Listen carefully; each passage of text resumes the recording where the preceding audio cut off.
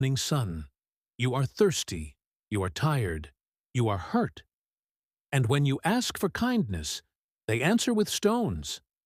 This is the story of the day of Taif, a day of pain, but also a day of mercy. It had been 10 long years since the Prophet Muhammad began calling people to Islam in Makkah. But instead of acceptance, he faced rejection, insults, and cruelty. The chiefs of Quraysh mocked him, the people of Makkah turned away, and the few who followed him were tortured. After the year of sorrow, when his beloved wife Khadijah, IRA, and his uncle Abu Talib passed away, the Prophet looked for a new place where message of Allah could be heard. His eyes turned to a city 60 miles away, Taif. With his adopted son Zayd ibn Haritha, RA, the Prophet walked for days. The road was long, the sun unforgiving, but his heart was filled with hope. Maybe here the people would listen. Maybe here Islam would find a home. But when they reached Taif, the leaders not only refused his message, they mocked him. They sent the street boys and foolish men after him. They chased him out, throwing stones at his blessed body. Blood flowed from his feet. Zayd tried to shield him, taking the blows himself until both were wounded. Step after step, they were driven out, not with words, but with pain. Finally, outside the city, the Prophet, peace be upon him, found shade under a tree in an orchard. His body was broken, but his heart was unbroken.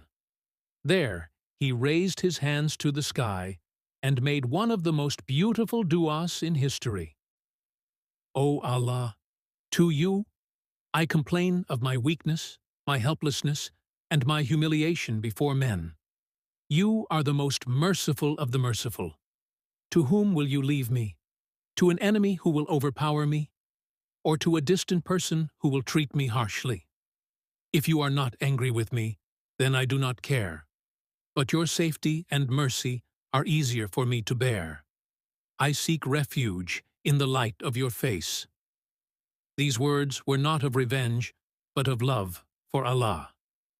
At that moment, the angel Jibril came, bringing the angel of the mountains. He said, O Muhammad, if you wish, I will crush the people of Taif between these two mountains. Imagine, after all that pain, here was the chance for justice, for revenge. But the Prophet said, No. I hope that from their children will come people who will worship Allah alone. This was the mercy of the Messenger, a mercy greater than any pain. Years passed. Islam grew. And one day, the people of Taif themselves came to accept Islam. The children and grandchildren of those who threw stones became Muslims, prayed in mosques, and recited the Qur'an. The Prophet's patience and mercy had planted seeds that grew in their hearts. The story of Taif teaches us, even in moments of pain, choose mercy. Even when you are wronged, hope for the good in people. Because sometimes your kindness today will change generations tomorrow. O Allah, grant us the patience of your Prophet, the strength to forgive, and the ability to love for your sake. Ameen.